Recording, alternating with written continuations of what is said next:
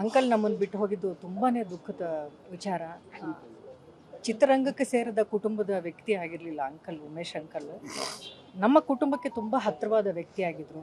ನನ್ನ ತಂದೆಯ ಬಾಲ ಸ್ನೇಹಿತ ಅವರು. ಅವರಿಬ್ಬರೂ ತುಂಬ ಚಿಕ್ಕ ವಯಸ್ಸಿನಲ್ಲೇ ಗುಬ್ಬಿ ಕಂಪ್ನಿಯಲ್ಲಿ ಒಟ್ಟಿಗೆ ಬೆಳೆದವರು. ಕಲಾ ಸೇವೆ ಮಾಡ್ತಾ, ರಂಗಭೂಮಿ ಸೇವೆ ಮಾಡ್ತಾ, ಅದಾದಮೇಲೆ ಚಿತ್ರರಂಗಕ್ಕೆ ಬಂದು ಅಲ್ಲಿಯ ಒಡನಾಟ, ಅಲ್ಲಿಯ ಸ್ನೇಹ, ಅಲ್ಲಿಯ ಅಭಿಮಾನ ಇವತ್ತು ಕೊನೆ ಆಯಿತು ಅಂತ ದುಃಖ ಆಗ್ತಾಯಿದೆ ನಮಗೆ.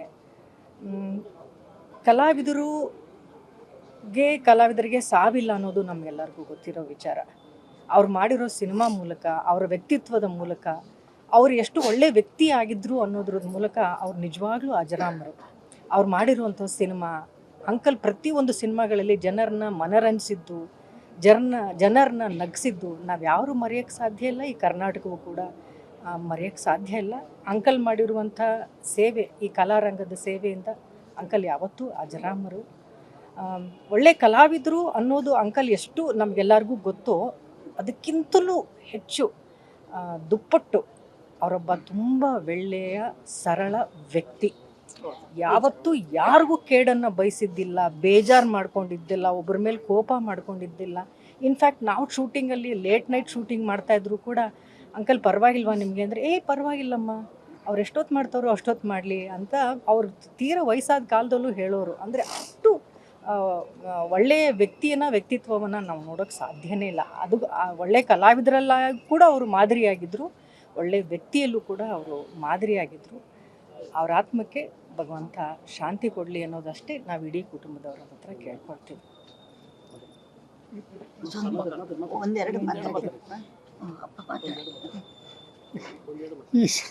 ಇಲ್ಲ, ನನಗೆ ಮಾತಾಡೋಕ್ಕಾಗಲ್ಲ ತಾಯಿ, ಅವನ ಬಗ್ಗೆ ಮಾತಾಡೋಕ್ಕಾಗಲ್ಲ. ಪಾಪ ಅವ್ನು ಸತ್ತಿದ್ದಾರೆ ಅಂತ ಹೇಳಿದೆಲ್ಲ.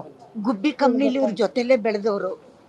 ಇವರು ಗುಬ್ಬಿ ಕಂಪ್ನಿಲಿ ಇವರು ಒಟ್ಟಿಗೆ ಇದ್ದವರು. ಇವ್ ಫ್ಯಾಮ್ಲಿ, ನಮ್ಮ ಫ್ಯಾಮ್ಲಿ ಎಲ್ಲ ಒಟ್ಟಿಗೆ ಇದ್ದವರು. ಯಾವ್ದಾರ ನಾಟಕ ಇದ್ರೆ ಕಷ್ಟ, ನಾನು ಬರ್ತೀನಿ ಕೊಡೋ, ನಾನು ಪಾಠ ಮಾಡ್ತೀನಿ ಅಂದ ಜೊತೆಗೂಡಿ ಅವ್ರ ಕಷ್ಟ ಇವ್ರು ಹೇಳ್ಕೊಂಡು, ಇವ್ರ ಕಷ್ಟ ಅವ್ರು ಹೇಳ್ಕೊಂಡು, ನೋಡೋ ಹೀಗೆ ನಾನು ಮಾಡ್ತಿದ್ದೀನಿ, ಈ ಸಿನಿಮಾದಲ್ಲಿ ಮಾಡ್ತಿದ್ದೀನಿ, ನೀನು ಬಾರೋ, ನೀನು ಮಾಡು ಅಂತ ಕೇಳಿ ಕರೆದು ಮಾಡಿಸಿ ಇವತ್ತು ನಮ್ಮ ಕಣ್ಣು ಮುಂದೆನೇ ಹೋಗಿದ್ರೆ ಅಂತ ಅದನ್ನ ಏನು ಮಾತಾಡೋದಕ್ಕೆ ಬರ್ತಿಲ್ಲ ನಮ್ಮ ಕೈಲಿ. ಅವ್ರ ಆತ್ಮಕ್ಕೆ ಶಾಂತಿ ಸಿಗಲಿ ಅಷ್ಟೇ ನಾವು ಕೇಳ್ಕೊಡೋದು. ಒಂದೆರಡು ಇಲ್ಲ, ನನಗೆ ಮಾತಾಡೋಕ್ಕಾಗಲ್ಲ ತಾಯಿ, ಅವನ ಬಗ್ಗೆ ಮಾತಾಡೋಕ್ಕಾಗಲ್ಲ. ಪಾಪ ಅವ್ನು ಸತ್ತಿದ್ದಾರೆ ಅಂತ ಹೇಳಿದೆಲ್ಲ. ಗುಬ್ಬಿ ಕಂಪ್ನಿಲಿ ಇವ್ರ ಜೊತೆಲೇ ಬೆಳೆದವರು. ಇವರು ಗುಬ್ಬಿ ಕಂಪ್ನಿಲಿ ಇವರು ಒಟ್ಟಿಗೆ ಇದ್ದವರು. ಇವ್ ಫ್ಯಾಮ್ಲಿ, ನಮ್ಮ ಫ್ಯಾಮ್ಲಿ ಎಲ್ಲ ಒಟ್ಟಿಗೆ ಇದ್ದವರು.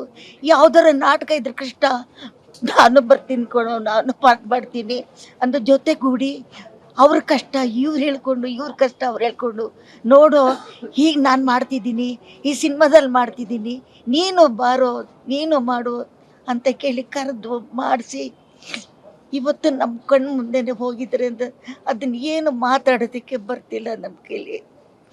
ಅವ್ರ ಆತ್ಮಕ್ಕೆ ಶಾಂತಿ ಸಿಗಲಿ ಅಷ್ಟೇ ನಾವು ಕೇಳ್ಕೊಡೋದು.